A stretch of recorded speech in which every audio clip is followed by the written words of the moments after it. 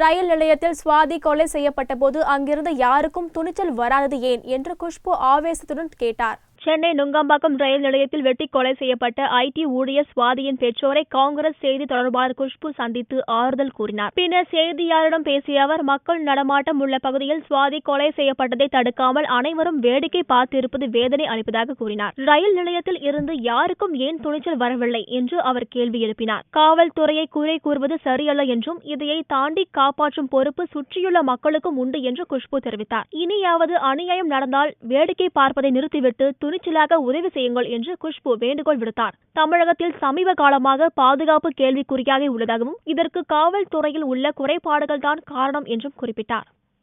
நம்ம வீட்டில் நம்ம பொண்ணுக்கு நம்ம பசங்களுக்கு இப்படி அடிபட்டா, யாராவது இப்படி அட்டாக் பண்ணா ஓடி போய் அவங்கள காப்பாற்ற மாட்டோமா? ஏன் அந்த துணிச்சல் யாருக்குமே வரல? அது பார்க்கும்போது தான் ரொம்ப கஷ்டமாக இருக்குது.